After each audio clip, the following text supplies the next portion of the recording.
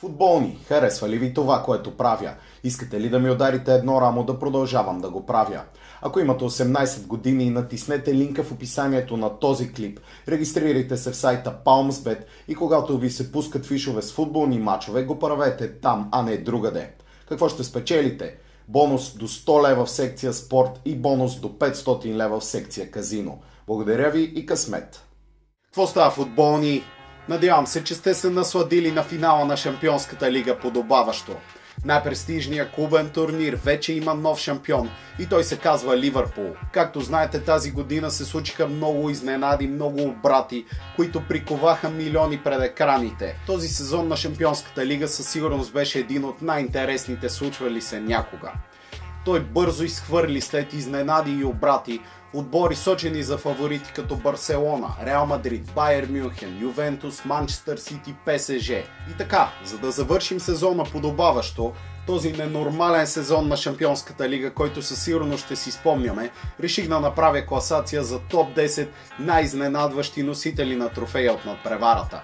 Преди да преминем към нея, както знаете, фанелките на Футболен мозък вече са в продажба, а количествата се изчерпват стремглаво. Ако искате да станете част от отбора, поръчайте си една, като ми пишете във Facebook или в Instagram на лично съобщение, 2 имена, офисна икон за доставка, телефон за връзка и размер на фанелката. А сега ви пожелавам приятно гледане! Трябва да спомена, че отборите в тази класация са спечелили или Шампионската лига, или нейния предшественик преди 1992 година, Купата на европейските шампиони. Много от вас биха очаквали тимове като Манчестър Юнайтед и Ливърпул в този епизод.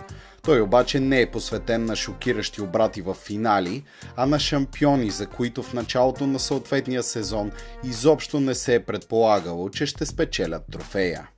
10. 2009-2010. Интер. Впечатляващи бяха тактическата дисциплина и бойния дух на Интер.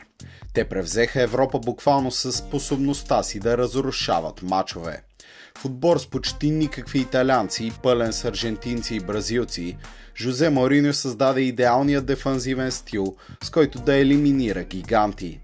Мориньо обичаше да позволява на опонентите да владеят топката.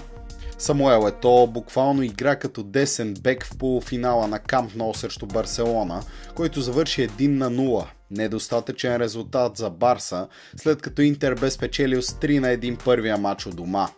В финала Байерн Мюнхен контролира матча с 68% владение на топката, но 2 гола на Диего Милито спечелиха трофея за италианския тим. 9. 2011-2012. Челси. През този сезон Челси изобщо не блестеше. Лошо представяне във висшата лига доведе до уволнението на Андре Вияш Бояш, а Роберто Ди Матео бе назначен за временен мениджър. Сините започнаха своя поход с невероятен обрат срещу Наполи.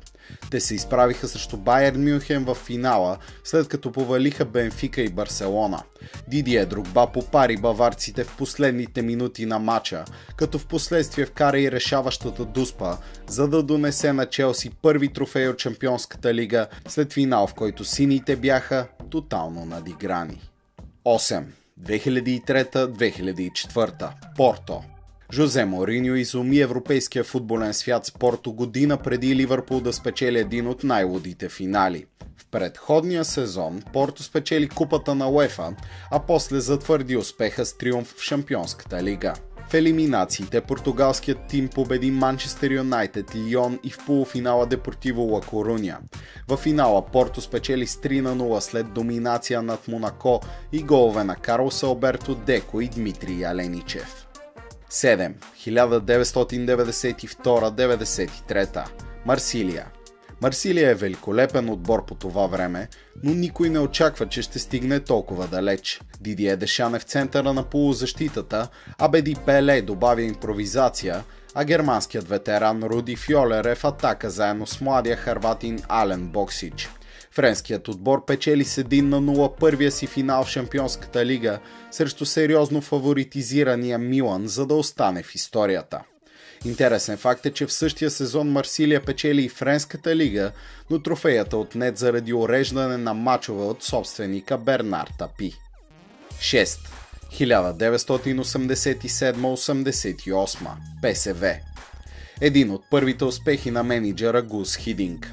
Удивителното в този сезон е, че след четвъртфиналите ПСВ не печели нито един матч.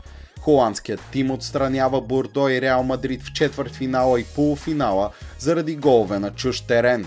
ПСВ стига до финала срещу Бенфика и ги надвива с 6-5 при изпълнението на Дуспи. 5. 1978-79 и 1979-80 Нотингъм Форест. Феновете на Нотингъм Форест винаги ще си спомнят славните дни на Брайан Клъв. Клъв извежда Форест от втора дивизия на Англия до 2 поредни триумфа в Купата на европейските шампиони за едва няколко години. В първия сезон Нотингъм побеждава АЕК, Грасхопърс, Кьон и Малмю в финала, а вторият европейски успех на клуба идва на Сантьяго Бернабео в Мадрид срещу Хамбург, като Джон Робъртсън вкарва единствения гол в финала. 4. 1981-82 Астън Вила. Вярвате или не, мениджърът на Вила през този сезон Рон Сандърс напуска клуба преди четвъртфиналния матч срещу Динамо Киев поради несъгласие с ръководството. Асистентът на Сандърс Тони Бартън поема тима за останалата част от сезона и го извежда до трофей от Купата на европейските шампиони след победа с 1-0 над Байерн Мюнхен в финала. 3. 1966-67 Селтик. Отборът на Селтик става първият британски носител на кеш след магически сезон, в който печели общо 5 трофея. Купата на европейските шампиони е най-ценният от тях, след успех над Интер в финала. Това е единственият път, в който шотландски клуб грабва купата и преди това да се случи отново, вероятно ще мине още доста време. 2. 1985-86 Стяла Букурещ. Първият източноевропейски клуб спечелил трофея. Румънският тим се сблъсква с тежък сценарий, като излиза в финала в Севиля срещу испанския Гранд Барселона. Вече съм правил цял епизод за тази велика битка. Вратарят Хелмут Дукадам става герой, след като спасява всичките 4 дуспи на Барса и така румънците печелят наказателните удари с 2-0. 1. 1990-91 Цървена звезда Белград. Да, това е вярно.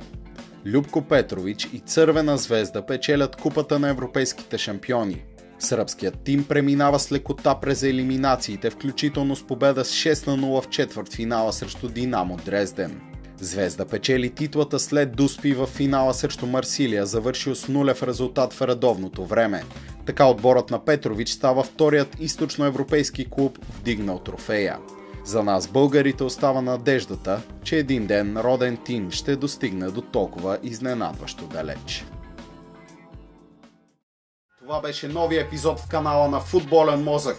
Ако той ви е харесал, ако класацията непосредствено след финала на Шампионската лига ви е допаднала, ударите бутона лайк, не забравяйте да се абонирате за канала и да блъснете камбанката, за да виждате всички клипове, които качвам. Преди да приключим за днес, ще ви помоля да се включите в една благотворителна кауза, за която разбрах скоро. Много български футболни отбори вече се включиха в каузата, като Берое, Локо Пловдив, ЦСКА 1948, Черно море.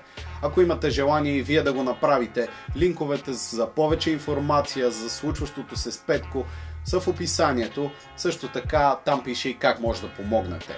Футболни, пазете играта тук, както много често ви казвам, и бъдете добри хора. Запомнете, играта живее в сърцето и кара мозъка да полудява. Ще се видим скоро, футболни. Кратка реклама за край. Ако имате 18 години, ви съобщавам, че ще получите бонус до 100 лева в секция спорт и бонус до 500 лева в секция казино след регистрация в сайта PalmsBet чрез линка в описанието на този клип. Играйте там вместо другаде и помагайте на Футболен мозък междувременно. Благодаря ви и късмет! In case you ain't know, so it's all. If my name was Willis, they'd probably call me Will. But I'm the illest, so that's why they call me Ill. Ill. You niggas disgust me, and they ain't talking about shit unless they discuss me. Funeral fab, yeah, I'm in the building, y'all.